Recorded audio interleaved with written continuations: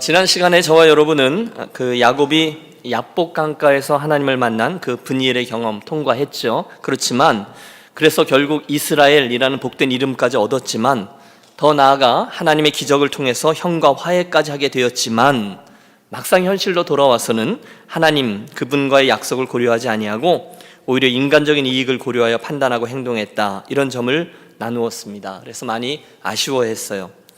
여러분, 20년 전에 그는 그 베델에서 하나님께 기도했었죠. 하나님, 이 다음에 저를 무사히 이 땅으로 돌아오게 해 주신다면 제가 반드시 이곳에 돌아와 단을 쌓고 제 서원을 지키되 그 표지로 제 모든 소유물의 10분의 1을 드리겠습니다 라고 말입니다. 틀림없습니다. 여호와께서 그 엘로이 하나님 다 보고 계시잖아요. 또 듣고 계시잖아요. 그분께서 그 기도를 들으셨고 기억하셨습니다. 그래서 그 다음에 야곱의 20년을 우리 지금까지 추적했죠. 바단 아람에서의 삶을 걸어갔지만 그 기간 중에 하나님은 그의 가족을 지키셨고 그를 축복해 주셨고 한 가문을 이루고 많은 복과 함께 돌아오게 하셨습니다. 이제 때가 됐으니 내 고향 땅으로 돌아가라, 지시와 함께 말입니다. 그래서요, 여러분, 야곱의 삶의 순간순간은 은혜가 아닌 것이 없었습니다. 하지만 우리는 그 형 에서와 기적적으로 화해한 후에 야곱이 마땅히 가야 할 동선, 즉 베델 땅, 그리고 아버지 이삭이 있는 브엘세바가 아니라 산 좋고 물 좋은 세겜 땅으로 향하는 모습을 보면서 놀랐습니다. 이보세요, 야곱 아저씨, 거기가 아니죠. 그리로 가시면 이게 말이 틀리죠. 여러분, 우리가 지금까지 14번 동안 그의 인생을 살펴보았는데요, 그런 우리가 지금 그의 동선을 보며 막 그의 바짓가랑이를 붙잡고 막 끌어당기고 싶습니다. 하지만 야곱은 그런 우리의 훈수가 있건 말건 상관하지 아니하고 자기의 목축 사업하기에 좋은 곳, 짐승 키우기에 좋은 땅 세겜을 향하고 있습니다. 장막을 칩니다. 아니, 아예 그 땅을 베크시타에 사서 정착을 시도합니다. 마치 오래전에 그의 할아버지였던 아브라함 때에 롯과 그의 가족들이 눈에 보기 좋은 땅 소돔과 고모라를 향해서 내려갔던 것처럼 오늘 이 야곱도 그랬습니다.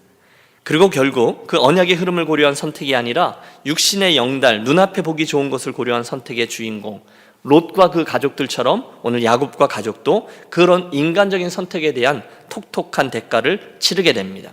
아마 그 당시 야곱은 이런 생각을 했을 겁니다. 야, 엊그제 브니엘의 경험도 통과했고 그 옛날 베델의 경험도 기억하지만 에이, 이제는 문제가 다 해결됐으니 나도 좀 편안히 좀 사람답게 살아보자. 여기 얼마나 좋아. 이제 이 비옥한 땅 세겜에서 나도 땅도 사보고, 즉 땅 문서도 가져보고 집도 지어보고 우물도 파고 그래서 편안한 노후를 한번 즐겨보자고. 여러분, 야곱이 그렇게 생각했을지 모르겠어요. 그렇죠? 그래서 그는 하나님 약속의 흐름을 잊어버리고 서원도 잊어버리고 인간적인 생각 때문에 세겜 땅을 선택한 거죠. 여러분, 인간적으로 아주 이해가 안 가는 건 아니지 않습니까?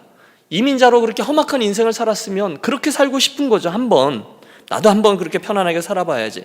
땅도 계약하고요, 장막도 새로 칩니다. 하지만 이 모든 과정 중에 두 가지가 분명하죠. 첫째는 그가 하나님 앞에 했던 약속, 그 서원을 무시했다는 겁니다. 그리고 또 하나는 그로 인해서 결국 하나님의 명령을 불순종하게 됐다는 겁니다. 지난 시간의 설교 제목이 베델인가 세겜인가였잖아요.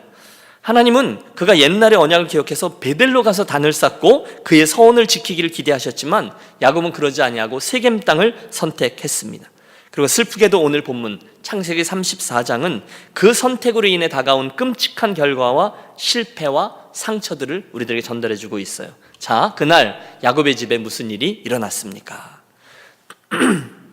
가장 먼저 우리가 함께 읽은 1절부터 5절에 보면 야곱의 외동딸인 디나가 그 지역에 나들이를 갔다가 그 동네 추장 아들인 세겜이라는 사내에게 욕보임을 당했다는 이야기가 나옵니다. 여러분, 야곱의 아들이 몇 명이죠? 네, 야곱에게 아들이 12이죠. 그리고 딸이 하나 있었습니다. 여러분, 아들이 12이고 딸이 하나 있다. 그러면 이 딸은 설명치 않아도 되죠. 공주죠. 첫 번째 아내 레아가 낳아준 유일한 딸이었습니다. 얼마나 귀엽게, 얼마나 사랑스럽게 자라났을까요?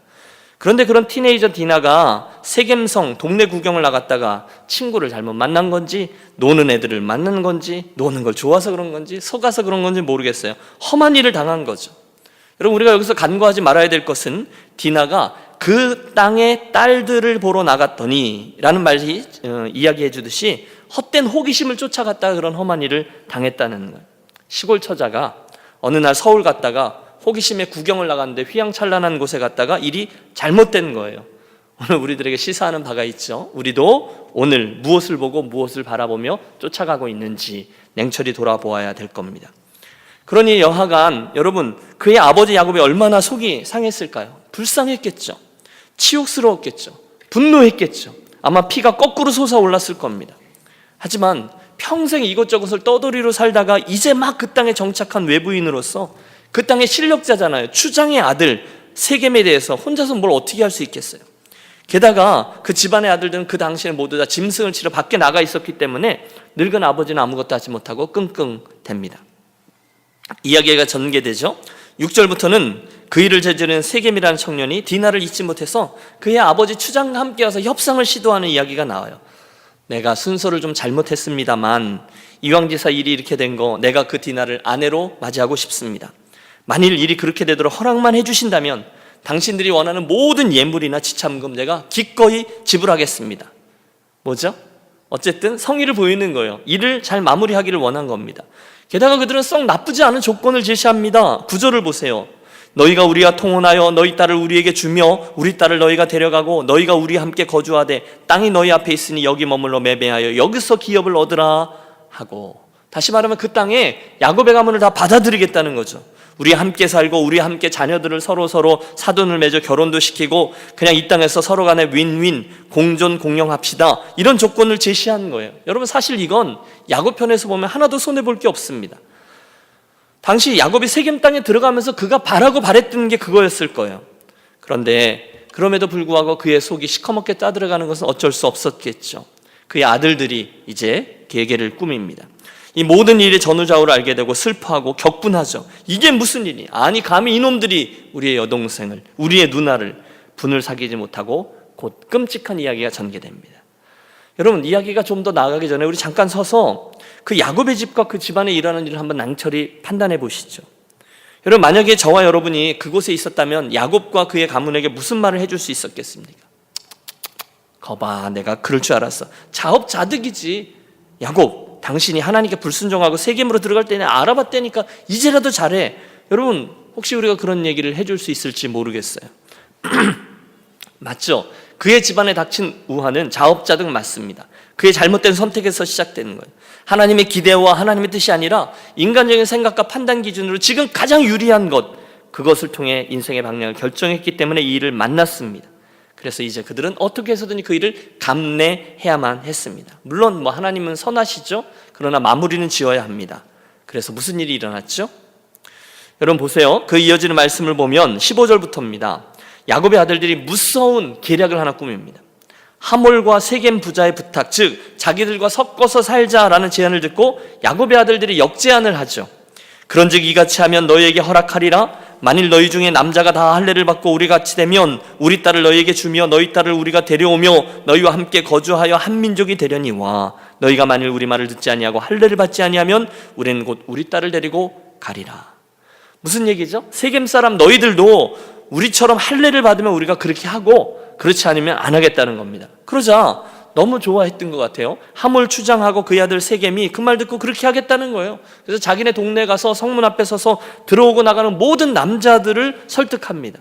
우리가 할례 받자. 그러면 저 야곱의 가문, 그 집에 있는 딸과 결혼할 수도 있고 한 가문이 되면 그들이 가지고 온 소유가 그렇게 많은데 결국 우리들의 것이 되지 않겠냐. 그러니 그렇게 하자. 그래서 그 성의 남자들이 이 추장의 얘기니까 그 제안을 달게 받습니다.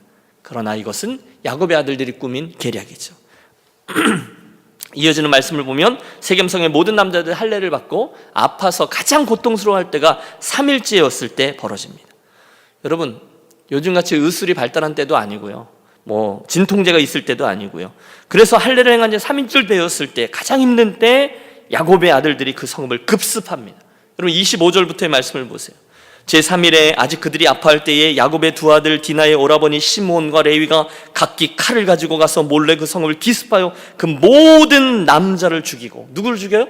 모든 남자들을 죽여요. 여러분 글쎄요, 부족국가 시대니까 남자들이 얼마나 있겠었겠어요. 어쨌든 복수의 칼을 휘두릅니다. 그리고 나서 모든 아들들이 가서 그들의 소유를 노략하고요, 그 자녀와 아내들을 사로잡아 종으로 삼고요. 그리고 이야기는 그렇게 매듭됩니다. 자, 오늘의 본문은 그 일을 지켜본 아버지 야곱의 두려움으로 이 장이 맞춰집니다. 특히 그 살육을 저지른 두 아들 있잖아요. 시므온, 레위. 그들에게 소리질러요. 야! 너희가 일을 이딴 식으로 처리하면 어찌미냐? 이제 너희들 때문에 이 동네에 있는, 이 주변에 있는 모든 사람들로부터 우리가 죽게 되리라. 그러자 아들들이 항변합니다. 아버지, 그놈들이 우리 누이에게 한 짓을 생각해 보십시오. 그게 옳은 일입니까? 당연한 거예요. 그러면서 34장이 맞춰집니다. 자, 오늘 우리가 보려는 게 34장인데요. 우리는 이 본문을 통해서 야곱의 집이 계속해서 이렇게 악재에 휘말리면서 악순환 속에 끌려 들어가는 것을 봅니다. 그런데 그런 외적인 나쁜 일들도 나쁜 일이지만 더 큰 문제는요, 지금 야곱의 아들들이 인간적인 복수를 위해서, 자기들이 하고 싶은 복수가 있잖아요. 그걸 위해서 하나님께서 이스라엘만을 위해서 제정하시고 성별하신 거룩한 할례의 행위를 악용하고 있다는 거예요. 이용해 먹고 있다는 거예요.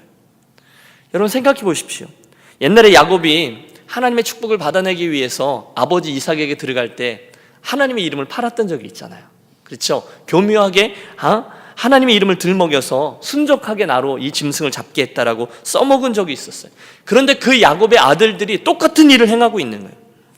어쩌면 그렇게도 아버지와 똑같이 행하는지요. 어제 우리 성경 공부하는데 우리는 아버지 학교 안 하냐고 누가 물으시더라고요. 왜요? 그랬더니 자기가 그렇게 하려고 하지 않았는데 자꾸 아버지 닮아간다고. 여러분, 그렇죠. 정말로 수단과 방법을 가리지 않고 아버지를 닮아갑니다. 문제라는 거예요. 그럼 어떤 사람이요, 내가 예수 믿는데 거짓말 하겠습니까? 제가 예수 믿는 사람이라니까요, 내가 사기 안 친다니까요. 그래 놓고서 그 말로 인해서 그 사람을 속이고 사기를 친다면 지금 야곱의 아들들이 그러고 있는 거예요.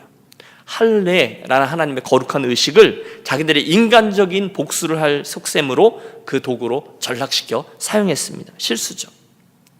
사실 여러분, 세겜 사람들도 잘한 건 없습니다. 그들도 속셈이 있었어요. 그들이 정말 그 할례를 받음으로 거룩한 하나님 백성의 그 회중으로 들어오고 싶었을까요? 아니죠. 그들의 속셈은 하나, 재산이죠. 23절에 나오는 대로 그들의 그 많은 가축과 재산과 그들의 짐승이 앞으로 우리의 소유가 되지 않겠느냐? 이게 그들의 속셈이었어요. 그날 그들이 할례를 받은 건 계산을 해본 후에 훗날 자기들에게 유리할 것 같으니까 오케이 그러고 할례를 받았다는 거예요. 어쨌든 여러분, 하나님의 거룩한 의식 할례의 의미가 야곱의 아들들에게나 또는 세겜 사람들에게나 모두 다 더럽혀진 것입니다. 여러분 이해가 되시죠? 어쨌든 세겜 사람들이 할례를 받습니다. 그리고 극심한 고통 가운데 있던 사흘쯤 되었을 때 야곱의 아들들, 특별히 피해자였던 디나와 한배에서 나온 그 오빠들이죠. 레아의 아들 시므온, 레위가 앞장을 서서 세겜에 있는 모든 남자들을 몰래 살해합니다. 그리고 남자들이 다 죽었으니까 형제들 다 데리고 들어가서, 아들이 12형제잖아요. 그 성읍을 약탈합니다. 끔찍한 일이 벌어진 거예요. 정리해 볼까요? 우선 여러분, 그들은 하나님이 거룩한 언약의 증표로 주신 할례라는 의식을 가지고 원수를 속이고 그들을 잡아 죽이는 데 사용합니다. 또 세겜 사람들도 인간적인 유익을 위해 할례라는 의식을 따라했다가 낭패봅니다. 결국 이 아주 험한 이 사건을 통해서 하나님의 영광은 가리워지고 그분의 이름이 땅에 떨어집니다. 어디요? 그 거룩한 하나님의 예식을 말입니다. 그러니 하나님이 얼마나 큰 모독을 당한 건지 몰라요. 마음이 아픕니다. 자, 생각해 보세요. 여러분, 지금 이 일이 누구에게 일어나는 거죠? 이 일이요, 야곱이에요. 근데 그 야곱 맞아요? 며칠 전에 브니엘에서 하나님을 경험하고 하나님과 씨름하고 이스라엘의 이름까지 얻고, 그래 내가 결심해서 제대로 해봐야지, 그 야곱과 야곱의 집안 사람들이 행한 일이 맞습니까? 그럼 맞아요, 안 맞아요? 맞는 거잖아요. 여러분, 이스라엘이 하나님의 왕자라는 이름이거든요. 그런 거룩한 이름까지 수여받은 사람들이 하나님의 거룩함의 증표인 할례의식을 가지고 사람을 속이고 위선을 범하고 고통 중에서 그들을 살육하고 약탈할 수가 있겠습니까? 물론 야곱도 딸 때문에 마음이 아팠겠지만 그날 이후에 벌어진 이 끔찍한 상황들을 보면서 엄청나게 고민합니다. 기가 막히죠. 어떻게 이런 일을 행할 수 있느냐, 너희들 꾸짖습니다. 특별히 30절의 말씀을 보시면요, 내게 화가 임했다, 너희가 나로 하여금 곤란하게 됐다, 나는 수가 적다, 그들을 봐라, 그들이 나를 죽이고 나와 내 집이 멸망하리라 걱정합니다. 그런데 여러분, 이 야곱의 고백은요, 끝까지 그 긴 문장에도 끝까지 주어가 다 나합니다. 나의 집, 나의 가문, 내가. 여러분 이해가 되십니까? 이 주어가 아직도 안 바뀌었어요. 아들들이 대답하죠. 아버지, 우리 딸이 그런 취급당하는 게 맞습니까? 야곱이 할 말이 없어요. 여러분 아세요? 그때 일어난 이 일이요, 이스라엘의 큰 역사 가운데 보면 실은 야곱과 이스라엘 전체의 큰 수치가 되는 일이 되고 맙니다. 어떤 분들은요, 그래서 이 끔찍한 일이잖아요. 그래서 창세기 34장은 성경에서 빠졌어야 됐다, 이렇게까지 얘기하는 분이 있어요. 하지만 여러분, 하나님이 뜻이 없어서 이 사건을 성경 속에 담아주셨을 리가 없죠. 그래서 우리는 이 속에서 우리가 더 큰 배움을 얻기 원합니다. 그럼 무엇일까요? 여러분, 우리가 창세기 34장인데요 이게 쭉 이어져 가서 창세기 49장쯤 되면 그 중간에 큰 스토리가 있잖아요. 요셉 이야기가 있잖아요. 여러분, 요셉 이야기가 성경에 나오는 모든 사람들의 이야기 가운데 가장 길게 기록됐다는 것을 아세요? 그래서 이제 요셉 이야기가 딱 끝나고 그 야곱이 이제 그 요셉 때문에 애굽으로 내려가서, 우리 출애굽기 이야기 시작이죠, 늙어 죽게 되었을 때 마지막 유언과 함께 그 자손들에게 축복 기도를 해주거든요. 그때 여러분 놀라지 마십시오. 오늘 나온 이 끔찍한 경험, 그 야곱이 그의 후손들을 축복할 때 그 장자의 축복을 누구에게 주는가 하면 첫째도 아니고요, 둘째도 아니고요, 셋째도 아니고요, 넷째인 유다에게 줍니다. 여러분 이해가 되세요? 그래서 이스라엘의 장자는 그 다음부터 넷째인 유다가 돼요. 여러분, 예수님이 어느 지파 소속인지 아세요? 유다 지파입니다. 그래서 예수님이 이 유다 지파의 자손으로 오실 수밖에 없는 거예요. 근데 이유가 뭔지 아세요? 첫째 아들이었던 르우벤은 그 아버지의 후처였던 빌하와 통간하는 죄를 범했기 때문에 맏아들의 자격을 뺏깁니다. 그리고 나서 둘째와 셋째인 시므온과 레위가 오늘 지금 이 사건 때문에, 즉 하나님의 거룩한 행위를 팔아먹고 잔혹한 살인자의 역할을 했기 때문에 이 장자의 축복에서 제외가 되고 마는 거예요. 자연히 넷째였던 유다가 장자의 역할을 받게 됩니다. 그렇다면 여러분, 이 사건은요 보통 사건이 아닙니다. 그날 이 아들들의 끔찍한 사륙을 통해서 엄청난 충격을 받은 게 틀림없어요. 여러분, 야곱이 이 장자권에 대해서 얼마나 예민했던 사람이에요. 일평생 그거 갖고 씨름했는데 그 장자권을 첫째 X, 둘째 X, 셋째 X, 그리고 넷째 유다에게 전달할 만큼 이 일은 끔찍한 일이었어요. 여러분, 반복합니다. 그런데 이 모든 얼룩들이 어디서 출발했죠? 앞서 말씀드린 대로 야곱의 잘못된 선택에서부터였습니다. 그는 일찍이 베델을 거쳐서 지금 이제 돌아온 거잖아요, 고향 땅에. 그러면 하나님과의 약속을 지키기 위해 베델에 가서 하나님께 단을 쌓고 예배하고 서약을 맺은 후에 아버지 이삭이 있던 땅으로 나가야 했습니다. 이게 하나님이 기대하셨던 길이었어요. 아니, 약속의 길이었어요. 그가 하나님께 서원했던 길이에요. 하지만 그는 당장 눈앞에 있는 이익 때문에 세겜이라는 잘못된 선택을 하고 그곳에 머뭇대다가 이 일을 당하게 됩니다. 저는 이 말씀을 대하면서 신약에 나오는 예수님의 말씀 있잖아요. 왜 손에 쟁기를 잡고 뒤를 돌아보는 자는 하나님 나라에 합당치 않다라는 말씀을 다시금 되뇌이게 되었습니다. 여러분, 오늘 저와 여러분을 향한 우리 하나님의 시선이 있습니다. 그분의 기대가 있어요. 저와 여러분이 움직이는 동선이 있을 거예요. 하나님의 백성답게 사는 거죠. 하나님께서 말씀한 대로 사는 거죠. 하나님과 저와 나와 약속했던 그 옛날의 서원을 지키면서 살아가는 거죠. 늘 그게 하나님의 기대예요. 그렇다면 사랑하는 여러분, 오늘 이 야곱의 실수를 반복하지 말고 저와 여러분이 바로 그 서원과 그 방식을 따라 살아가는 저와 여러분이 되시기를 축복합니다. 하나님이 우리에게 기대하시는 바는 그 길입니다. 물론 여러분, 우리에겐 수많은 세겜들의 유혹이 있어요. 그렇죠? 우리들의 무척 달콤한 것으로 보입니다. 이게 더 빠른 것 같습니다. 이게 이렇게 가는 것이 하나님 기뻐하시는 것을 알지만, 이 세겜에 잠깐만 들렀다 갔으면 좋겠어. 그런 일들이 많아요. 그러나 좋은 그리스도인은 늘 투박하지만 베델을 선택하여 나가는 분인 줄로 믿습니다. 여러분, 아멘입니까? 초대교회 사도들이요, 눈앞에 세겜들이 있었어요. 너희가 다시는 이걸로 하지 말고 잠깐만 부인하고, 그때 사도들이 이렇게 외쳤죠. 하나님 앞에서 너희 말 듣는 것과 하나님 말 듣는 것 중에 무엇이 옳은가 판단하라. 똑같은 얘기입니다. 세겜 땅의 풍습과 여자들을 보기 위해서 두리멍거리면서 나아가면 그때 그 디나가 겪었던 어려움, 오늘 야곱이 겪은 어려움을 우리도 경험하게 될 것입니다. 우리 삶에도 똑같이 이 일이 벌어지고 있어요. 게다가 뒤를 자꾸 바라보면서 머뭇머뭇대면 호시탐탐 기회를 엿보던 사탄, 얼씨구나 하면서 우는 사자처럼 우리를 엄습할 것입니다. 그러므로 여러분, 오늘 저는 여러분과 함께 지난 시간에 우리가 내렸던 결론을 또 한 번 맺고 붙들기 원합니다. 오늘 그때 이 족장들처럼 우리가 지금 아브라함, 이삭, 야곱 이렇게 쭉 살피면서 내려가는데요, 이 땅에서 인생길을 경영하며 나아갈 때 기억하겠습니다. 저와 여러분이 오늘의 야곱이에요. 광야 같은 인생실에서 우리는 지금까지 하나님 축복을 많이 받으면서 여기까지 걸어왔어요. 동의하세요? 여러분 옛날을 생각해 보십시오. 여러분 더 이상 잃을 게 없습니다. 하나님 주신 은혜가 충분합니다. 저와 여러분의 인생은 하나님의 사랑과 은혜의 축복으로 가득 차 있어요. 여러분 이게 분명한 저와 여러분이 되시기를 바랍니다. 그 야곱처럼 우리도 중간중간에 하나님의 만지심을 받았어요. 그죠? 그분이 만지셨어요. 우리들에게 베델의 경험도 주셨고요, 마하나임의 경험도 주셨고요, 우리들에게 그 브니엘의 경험도 주셨어요. 우리도 그곳 속에서 하나님을 만났고요, 우리도 하나님의 음성을 들었고요, 하나님께서 내게 원하시는 것을 깨닫게 되었습니다. 하나님의 지키심도 경험했어요. 하나님의 축복도 경험했어요.